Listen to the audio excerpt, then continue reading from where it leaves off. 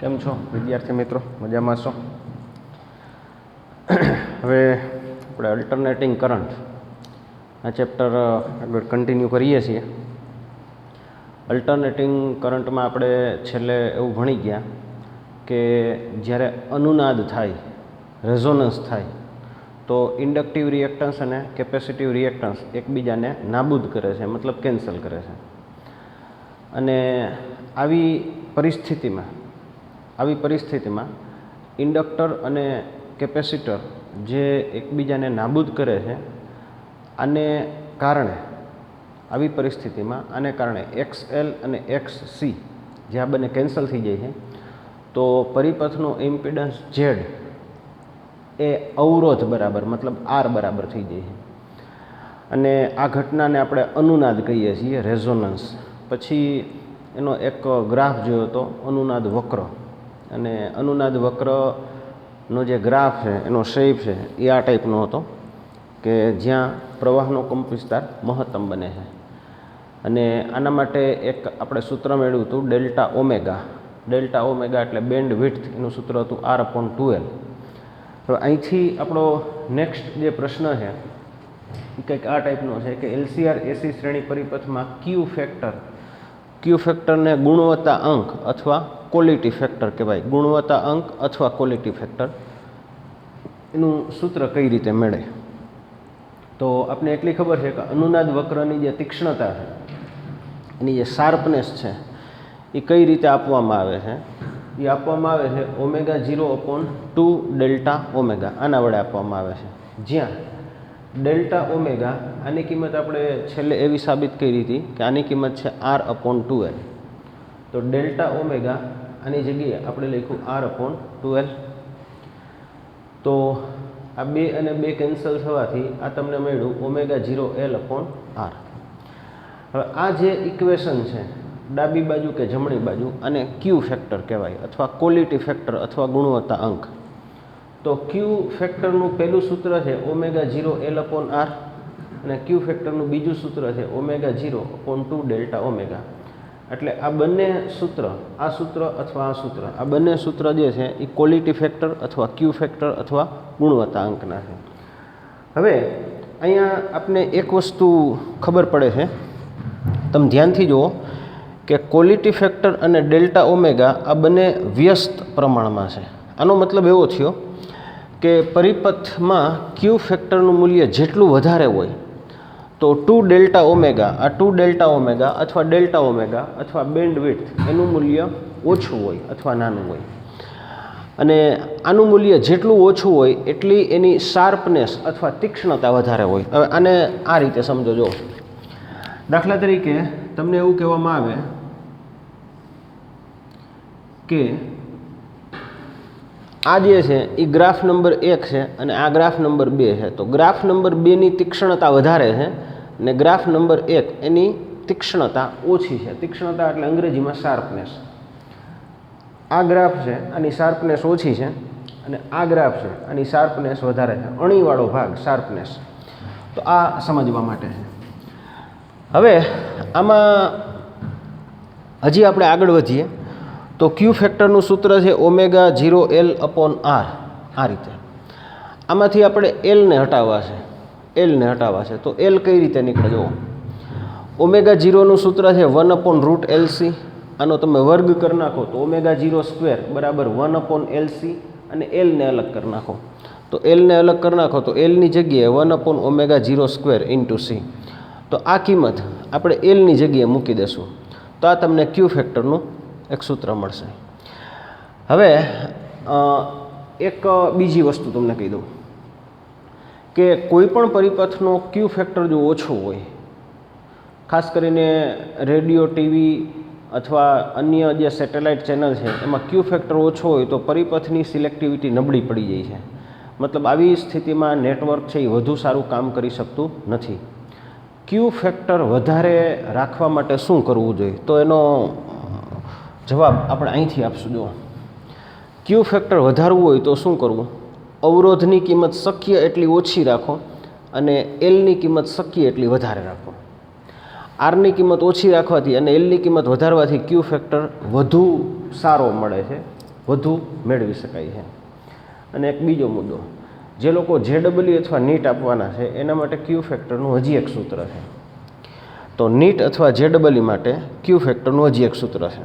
ક્યુ factor એટલે ω0L/R તો છે જ. હવે આમાંથી આપણે ω0 નટાવવા છે, ω0 ને. તો ω0 એની જગ્યાએ તમે લખી શકો 1/√LC. તો ω0 આની જગ્યાએ 1/√LC L/R એમનેમ રાખ્યા. હવે હું આ બધાને અલગ કરું છું. જો R અહીં છેલ્લે લખ્યા છે 1/R, અહીં √C છે તો 1/√C. હવે L અને √L, L અને √L. હવે Lના છેદમાં √L મતલબ આટલો ભાગ થાય √L અંશમાં, બરાબર. આ કોના જેવી વાત છે? 2ના છેદમાં √2 હોય તો એ √2 થાય અંશમાં. તો Lના છેદમાં √L, આ કિંમત થાય √L ક્યાં થાય? અંશમાં. તો હવે √L અંશમાં છે અને √C છેદમાં છે. મતલબ જો આ બેન તમે ભેગું કરી દો તો √L/√C થાય, √L/C. અને R જે છે એ વર્ગમૂળની બહાર છે. તો આ ક્યુ ફેક્ટરનું ત્રીજું સૂત્ર છે. તો ક્યુ ફેક્ટરના જુદા જુદા સૂત્ર ધ્યાનથી જુઓ. હું તમને ફરીથી સમજાવું. જુઓ, આ જે સૂત્ર છે, આ સૂત્ર, આમાં કેપેસિટન્સ નથી. આ સૂત્રમાં કોણ નથી? C, મતલબ કેપેસિટન્સ નથી. આ જે સૂત્ર છે એમાં L મતલબ ઇન્ડક્ટર નથી. આ જે સૂત્ર છે એમાં ω0 નથી. અને આ જે સૂત્ર છે, આ જે સૂત્ર એમાં RLC ત્રણેય નથી. તો આ ક્યુ ફેક્ટરના જુદા જુદા સૂત્ર છે. દાખલામાં તમે કોઈ પણ સૂત્ર મૂકો, જવાબ બધામાં સરખો જ આવે. એટલે તમને એક્ઝામ્પલ અથવા MCQમાં એવું કહે કે ક્યુ ફેક્ટરની કિંમત મેળવો તો તમે કોઈ પણ સૂત્ર મૂકી શકો. આ સૂત્ર ટેક્સ્ટ બુકમાં નથી. આ જે સૂત્ર છે એ ટેક્સ્ટ બુકમાં નથી, પણ નીટ અથવા JEE-માં ઘણી જગ્યાએ આનો ઉપયોગ આવવાનો છે. તો નીટ અથવા JEE માટે આ સૂત્ર ખાસ લખી લેજો.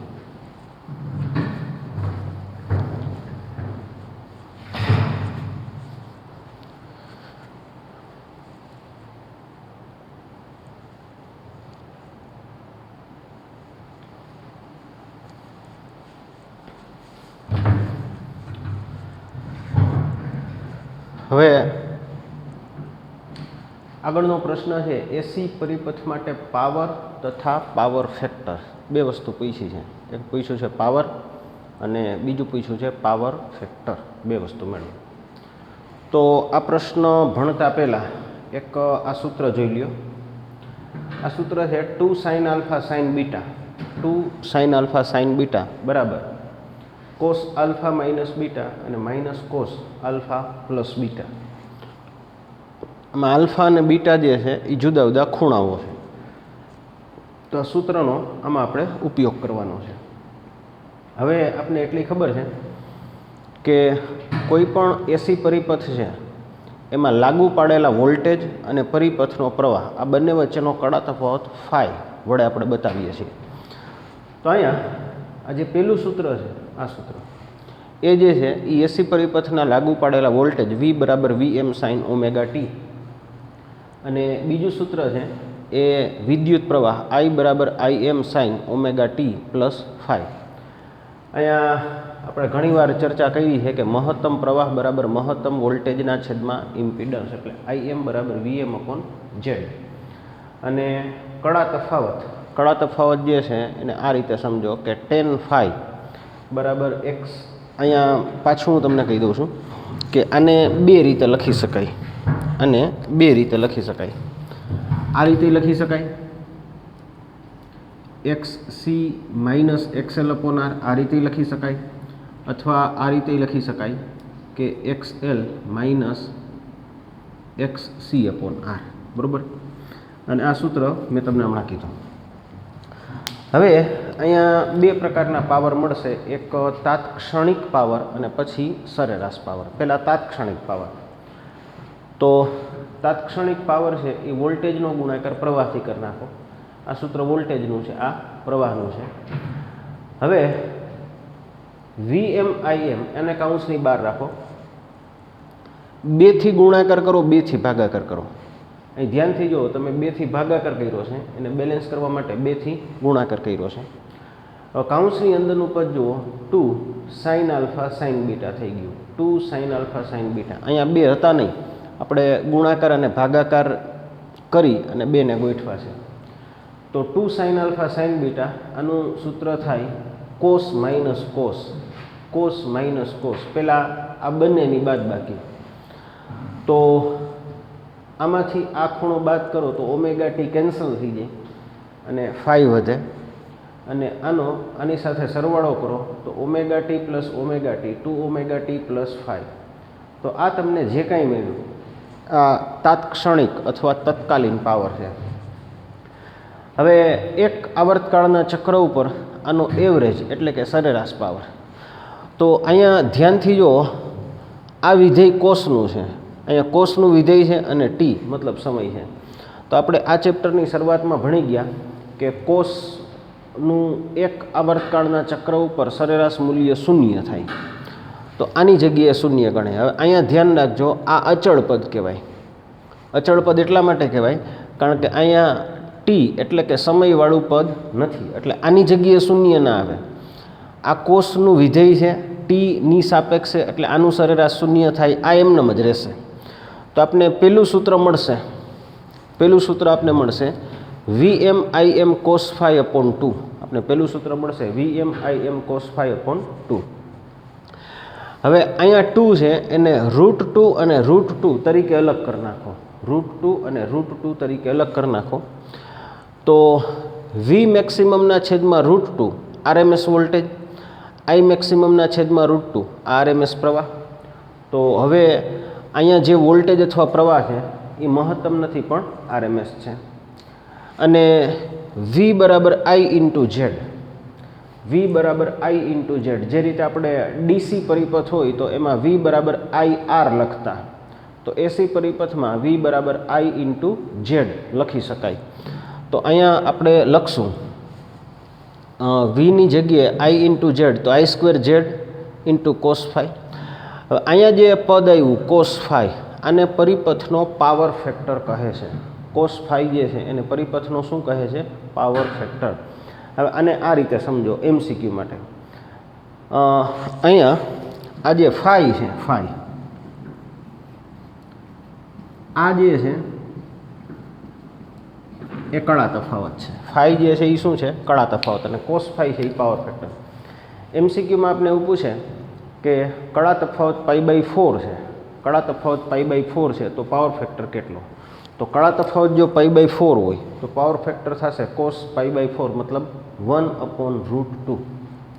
જો આપણે એવું કહીએ કે કળા તફાવત π/2 છે, કળા તફાવત π/2 છે, તો કળા તફાવત જો π/2 હોય તો પાવર ફેક્ટર 0 થઈ જશે. બરાબર? તો અહીંયા ધ્યાનથી જુઓ કે ફાઈ એ પોતે કળા તફાવત છે અને કોસ ફાઈનું મૂલ્ય છે એ પાવર ફેક્ટર છે. તો અહીંયા એક બીજી વસ્તુ એ પણ સમજો કે એસી પરિપથમાં પાવર જે છે એ વોલ્ટેજ અને પ્રવાહ ઉપર તો આધારિત છે જ, વોલ્ટેજ અને પ્રવાહ ઉપર તો આધાર રાખે જ છે, ઉપરાંત આ બંને વચ્ચેનો જે કળા તફાવત હોય ફાઈ એના ઉપર પણ આધાર રાખે છે.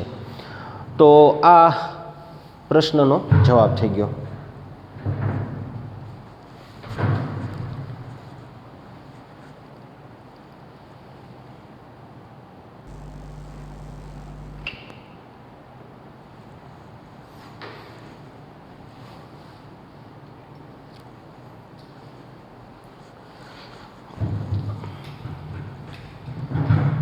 હવે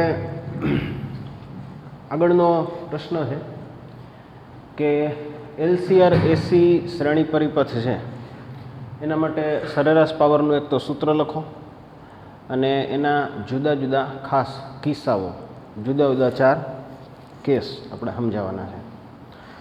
તો સૌથી પહેલાં આપણે હમણાં સાબિત કર્યું કે LCR AC શ્રેણી પરિપથમાં જે સરેરાશ પાવર છે એનું સૂત્ર છે VMIM cos phi upon 2. અહીંયા VM છે એ મહત્તમ વોલ્ટેજ છે, IM છે એ મહત્તમ પ્રવાહ છે, cos phi એને આપણે હમણાં સમજાયું કે પાવર ફેક્ટર છે. બે જે છે એને √2 અને √2 તરીકે લઈ લ્યો, અને √2 અને √2 તરીકે લઈ લ્યો, તો Vmના છેદમાં √2 આ RMS વોલ્ટેજ થઈ ગયા, અને Imના છેદમાં √2 આ RMS પ્રવાહ થઈ ગયો. અથવા અહીંયા એક બીજી પણ આપણે શક્યતા લીધી હતી કે જ્યાં V બરાબર I ઇન્ટુ ઝેડ, V બરાબર I ઇન્ટુ ઝેડ, તો I²Z cos phi. તો આ સમીકરણ 1 અને 2 આપણે ધ્યાનમાં લેશું. હવે આના માટે જુદી જુદી શક્યતાઓ. સૌથી પહેલી શક્યતા, આપણે એવો પરિપથ ધ્યાનમાં લેશું કે જેમાં માત્ર અવરોધ હોય. પછી આપણે એવો પરિપથ ધ્યાનમાં લેશું કે જેમાં શુદ્ધ ઇન્ડક્ટર અથવા શુદ્ધ કેપેસિટર હોય. પછી આપણે એવો પરિપથ ધ્યાનમાં લેશું કે જેમાં LCR 3 શ્રેણીમાં હોય. અને પછી આપણે એવો પરિપથ ધ્યાનમાં લેશું કે જ્યાં LCR હોય પણ અનુનાદ થતો હોય, રેઝોનન્સ થતો હોય. બરાબર? તો આના કુલ 4 વિભાગો આપણે વિચારવાના છે. પહેલો વિભાગ એમાં માત્ર અવરોધ હોય. પછી બીજામાં શુદ્ધ ઇન્ડક્ટિવ અથવા શુદ્ધ કેપેસિટિવ પરિપથ હોય. પછી ત્રીજામાં LRC 3 એક સાથે હોય શ્રેણીમાં. ચોથામાં LCR 3 શ્રેણીમાં હોય પણ અનુનાદ થતો હોય. આ રીતની સ્થિતિ છે. હવે સૌથી પહેલાં એવો પરિપથ કે જેમાં પ્યોર રેઝિસ્ટન્સ છે, મતલબ શુદ્ધ અવરોધ છે. એવો પરિપથ કે જેમાં પ્યોર રેઝિસ્ટન્સ છે અથવા શુદ્ધ અવરોધ છે. તો આપણે જાણીએ છીએ કે જો પરિપથમાં શુદ્ધ અવરોધ હોય, માત્ર અવરોધ હોય, તો આનો કળા તફાવત શૂન્ય હોય છે. અને હમણાં આપણે જોયું કે કળા તફાવત શૂન્ય હોય તો પાવર ફેક્ટર 1 થઈ જાય. કળા તફાવત જો શૂન્ય હોય તો પાવર ફેક્ટર 1 થઈ જાય. હવે કોસ વિધેયની મહત્તમ કિંમત 1 છે. કોસ વિધેય છે એની મહત્તમ કિંમત કેટલી છે? 1. તો આવી સ્થિતિમાં અહીંયા તમે 1 વિચારો તો જવાબ આવે V ઇન્ટુ I, અથવા અહીંયા આવે I² ઇન્ટુ ઝેડ. તો આ પરિસ્થિતિમાં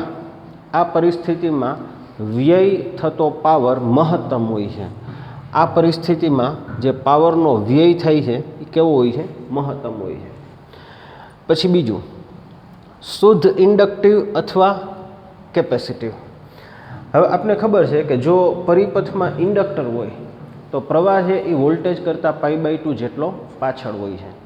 અને જો પરિપથમાં કેપેસિટર હોય તો પ્રવાહ છે એ વોલ્ટેજ કરતાં કળામાં π/2 જેટલો આગળ હોય છે. આ બે કેસમાં કળા તફાવત તમે π/2 લઈ લો. હવે આમાં π/2 આગળ હોય કે પાછળ હોય એનો હવે કોઈ મતલબ નથી રહેતો. એટલા માટે કારણ કે cos phi બરાબર 0 છે. અહીંયા તમે કદાચ +π/2 અથવા -π/2 લખો તો આ તો 0 જ થઈ જવાનું છે. જો આની કિંમત 0 થાય, કળા તફાવત π/2 છે, પાવર ફેક્ટર 0 છે, તો આ જે પદ છે, આ બધાય પદ, આની કિંમત કેટલી થઈ જશે? 0. આનો મતલબ એવો થયો કે આમાં પાવર વપરાતો નથી અથવા પાવરનો વ્યય થતો નથી. તો આ જે પ્રવાહ છે આ પ્રવાહને અંગ્રેજીમાં વોટલેસ, અંગ્રેજીમાં શું કહેવાય છે? વોટલેસ પ્રવાહ કહેવાય છે. આ MCQ માટે યાદ રાખજો. MCQ માટે આ મુદ્દો યાદ રાખજો કે વોટલેસ પ્રવાહ કોને કહેવાય. તો વોટલેસ પ્રવાહ કોને કહેવાય? તો એનો જવાબ આપણે આ રીતે આપશું કે જ્યારે પરિપથમાં શુદ્ધ ઇન્ડક્ટર હોય અથવા શુદ્ધ કેપેસિટર હોય, પરિપથમાં શુદ્ધ ઇન્ડક્ટર હોય અથવા શુદ્ધ કેપેસિટર હોય, તો આવી સ્થિતિમાં પરિપથમાં વિદ્યુત પ્રવાહ પસાર કરવા છતાંય પાવર વપરાતો નથી, પાવરનો વ્યય થતો નથી. આ પ્રકારના વિદ્યુત પ્રવાહને વોટલેસ પ્રવાહ કહેવામાં આવે છે. પછી આગળ LCR શ્રેણી પરિપથ. LCR શ્રેણી પરિપથનો મતલબ એવો થાય કે જેમાં અવરોધ, ઇન્ડક્ટર, કેપેસિટર બધું એકસાથે જોડી દીધું છે. હવે આવા કેસમાં શું થશે કે સૂત્ર તો સમીકરણ 1 અથવા 2થી આપણે મેળવશું. પણ આની એક સ્થિતિ આપણે આ રીતે સમજાવી હતી, આ રીતે કે આ છે ફાઈ, આ છે ઝેડ, આ છે આર અને આ છે એક્સ સી માઇનસ એક્સએલ. બરાબર. આને આપણે ઇમ્પિડન્સ ટ્રાયેંગલ અથવા ઇમ્પિડન્સ ડાયાગ્રામ તરીકે કીધું હતું. તો આના ઉપરથી તમે ટેન વિધેયની કિંમત વિચારો. ટેન વિધેય તો ટેન ફાઈ બરાબર થશે X C minus X L upon R. Tan ફાઈની કિંમત કેટલી થશે? X C minus X L upon R. તો ફાઈ બરાબર tan inverse X C minus X L upon R. તો અહીંયા શું થશે કે જવાબ શૂન્ય નહીં આવે. એટલે આર એલ પરિપથ અથવા આર સી પરિપથ અથવા આર સી એલ પરિપથ આને અશૂન્ય કહેવાય. અશૂન્ય મતલબ શૂન્ય સિવાયનું કોઈ પણ. બરાબર. જવાબ આનો ધારો કે π/3 આવે, π/4 આવે, π/6 આવે, આ ટાઈપના કોઈ પણ જવાબ હોઈ શકે, પણ આ 0 નથી. તો આને અશૂન્ય કહેશું. અને અહીંયા પણ ધ્યાન એ રાખવાનું છે કે ઇન્ડક્ટર અને કેપેસિટરમાં પાવરનો વ્યય નથી થતો. આમાં ઇન્ડક્ટર અને કેપેસિટરમાં પાવરનો વ્યય નથી થતો. પાવરનો વ્યય જે પણ થાય છે, આમાં પાવરનો વ્યય જે પણ થાય છે એ માત્ર શેમાં થાય છે? અવરોધમાં થાય છે. પછી ચોથો કેસ જે છે એ આ ટાઈપનો છે કે એલસીઆર શ્રેણી પરિપથ છે, એમાં અનુનાદ થતો હોય તો શું કરવું? હવે અનુનાદની સ્થિતિ આપણે ભણી ગયા છીએ કે અનુનાદનો મતલબ શું થાય. તો કે અનુનાદનો પહેલો મતલબ એવો થાય કે કેપેસિટિવ રિએક્ટન્સ અને ઇન્ડક્ટિવ રિએક્ટન્સ સરખા હોય. અનુનાદનો પહેલો મતલબ એવો થયો કે કેપેસિટિવ રિએક્ટન્સ અને ઇન્ડક્ટિવ રિએક્ટન્સ સરખા હોય. તો એનો મતલબ એવો થયો એક્સી બરાબર એક્સએલ. અથવા આને તમે બીજી રીતે વિચારો તો એક્સી માઇનસ એક્સએલ બરાબર 0. એક્સી માઇનસ એક્સએલ બરાબર 0. હવે આવા કેસમાં આપને ખબર છે કે આવા કેસમાં શું થઈ જશે કે પરિપથમાં જે ઇમ્પિડન્સ છે એ માત્ર અવરોધ જેટલો થઈ જશે. અને પરિપથમાં જો ઇમ્પિડન્સ માત્ર અવરોધ જેટલો થઈ જાય તો એનો કળા તફાવત શૂન્ય થાય. આનો કળા તફાવત કેટલો થાય? શૂન્ય. અને જો આનો કળા તફાવત શૂન્ય થાય તો પાવર ફેક્ટર 1 થાય. જો આનો કળા તફાવત શૂન્ય થાય તો પાવર ફેક્ટર કેટલો થાય? 1. અને જો પાવર ફેક્ટર આનો 1 થાય, જો આનો પાવર ફેક્ટર 1 થાય તો આ જે જવાબ છે એ કેટલો મળશે? તો કે કાં તો મળશે વી ઇન્ટુ આઈ અથવા મળશે I² × Z. તો આવા કેસમાં જે પાવર વ્યય તમને મળશે I² અથવા I²R, આ મહત્તમ પાવર વ્યય થાય છે. અહીંયા એક વસ્તુ બરાબર ધ્યાનથી તમે જુઓ કે જે ઇમ્પિડન્સનું સૂત્ર છે, ઇમ્પિડન્સનું સૂત્ર આ રીતે આપણે ભણી ગયા છીએ કે ઇમ્પિડન્સનું સૂત્ર થાય √R² plus XC minus XL નો સ્ક્વેર. આ ઇમ્પિડન્સનું સૂત્ર છે. કારણ કે અહીંયા કેપેસિટિવ અને ઇન્ડક્ટિવ રિએક્ટન્સ બે સરખા છે, આ સરખા છે. તો આ કેસમાં Z બરાબર કેટલા થઈ ગયા? R. આ કેસમાં કેટલા થઈ ગયા? Z બરાબર R થઈ ગયા. તો આ એક વસ્તુ તમારે ધ્યાનમાં રાખવાની છે. તો આ જે આખો પ્રશ્ન છે એમાં તમારે ધ્યાન શું રાખવાનું છે? સૌથી પહેલાં કે એલસીઆર એસી શ્રેણી પરિપથમાં બે વસ્તુ વારંવાર આવે છે. મેં તમને શરૂઆતમાં કીધું કે આમાં ફાઈ જે છે, આમાં જે ફાઈ છે એ કળા તફાવત છે. માત્ર તમે ફાઈ લખો છો એ કળા તફાવત છે. અને કોસ ફાઈ જે તમે લખો છો એ પાવર ફેક્ટર છે. માત્ર ફાઈ લખો છો એ કળા તફાવત છે અને કોસ ફાઈ જે તમે લખો છો એ પાવર ફેક્ટર છે. બીજું કે પાવરનું સૂત્ર આપણે શું મેળવ્યું? પાવરનું સૂત્ર આપણે મેળવ્યું VMIM cos phi upon 2. બેને તમે અલગ કરી નાખો તો √2 અને √2 હવે જે મૂલ્ય થશે એ મૂલ્ય RMS થઈ જશે અને V બરાબર IZ પ્રમાણે આ મૂલ્ય લખી શકાય. પછી એના જુદા જુદા 4 કેસ લઈ લો. એક એવી સ્થિતિ કે જેમાં માત્ર અવરોધક પરિપથ છે, એક એવી સ્થિતિ કે જેમાં શુદ્ધ ઇન્ડક્ટર છે અથવા શુદ્ધ કેપેસિટર છે, એક એવી પરિસ્થિતિ છે કે જેમાં LCR ત્રણેય છે, શ્રેણીમાં છે, અને એક એવી પરિસ્થિતિ કે જેમાં LCR ત્રણેય શ્રેણીમાં છે પણ અનુનાદ થાય છે. હવે જો એમાં ઘણા બધા MCQ છે એ હું તમને કહું છું. સૌથી પહેલાં શુદ્ધ અવરોધ હોય તો એમાં કળા તફાવત કેટલો અને પાવર ફેક્ટર કેટલો? તો શુદ્ધ અવરોધ હોય એમાં કળા તફાવત 0 છે, પાવર ફેક્ટર 1 છે અને પાવરનો વ્યય મહત્તમ છે. પછી શુદ્ધ ઇન્ડક્ટર અથવા કેપેસિટર હોય તો એમાં કળા તફાવત કેટલો, પાવર ફેક્ટર કેટલો અને પાવર કેટલો? તો શુદ્ધ ઇન્ડક્ટર અથવા કેપેસિટર હોય એમાં કળા તફાવત π/2 પ્લસ અથવા માઇનસ, પાવર ફેક્ટર 0 અને પાવરનો વ્યય 0 છે. અહીંયા જે પ્રવાહ પસાર થાય છે એને વોટલેસ કરંટ અથવા વોટલેસ પ્રવાહ કહેવામાં આવે છે. પછી LCR બધુંય શ્રેણીમાં હોય તો એમાં આ કળા તફાવત છે એ તમને ઇમ્પિડન્સ ટ્રાયેંગલથી મળશે. હવે અહીંયા RL હોય, RC હોય અથવા RCL હોય, અહીંયા જવાબ અશૂન્ય આવશે, મતલબ શૂન્ય સિવાયનો કોઈ પણ. અને આમાં પણ પાવરનો જે વ્યય થાય એ માત્ર અવરોધમાં થશે. અને છેલ્લે LCR શ્રેણી પરિપથ હોય કે જેમાં અનુનાદ થતો હોય તો અનુનાદના ઘણા બધા મતલબ થાય. પહેલો મતલબ થાય XC અને XL, ઇન્ડક્ટિવ અને કેપેસિટિવ રિએક્ટન્સ બે સરખા થાય છે, અથવા XC - XL બરાબર 0 થાય છે, અથવા Z બરાબર R થાય છે, કળા તફાવત 0 થાય, પાવર ફેક્ટર 1 થાય અને પાવરનો જે મહત્તમ વ્યય છે એ I²R અથવા I²Z જેટલો થાય અને આ કેસમાં પાવરનો વ્યય જે છે એ મહત્તમ થાય છે. તો આ જે પ્રશ્ન છે એ થિયરી માટે તો અગત્યનો છે જ, પણ સાથે સાથે આમાં ઘણા બધા MCQ પણ છે.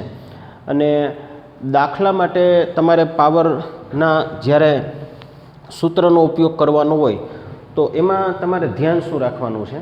તો એમાં તમારે ખાસ ધ્યાનમાં એ રાખવાનું છે કે જો રકમમાં મહત્તમ મૂલ્ય આપ્યા હોય વોલ્ટેજ અથવા પ્રવાહના, જો રકમમાં મહત્તમ મૂલ્ય આપ્યા હોય વોલ્ટેજ અથવા પ્રવાહના તો તમારે આ સૂત્રનો ઉપયોગ કરવાનો છે. અને રકમમાં જો RMS મૂલ્ય આપ્યા હોય તો તમારે આ સૂત્રનો ઉપયોગ કરવાનો છે.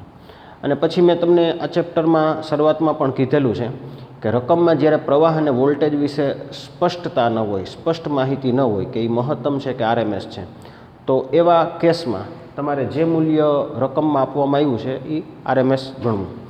તો આ પાવરની વાત હતી. હવે આપણે નેક્સ્ટ લેક્ચરમાં આના ઘણા બધા દાખલાઓ ગણવાના છે તો ત્યાંથી આગળ વધારશું. તો આ બધા પ્રશ્ન જે છે એ હોમવર્કમાં વ્યવસ્થિત લખી નાખજો. ફરીથી નેક્સ્ટ લેક્ચરમાં આના દાખલા આપણે કન્ટિન્યુ કરશું. Thank you very much.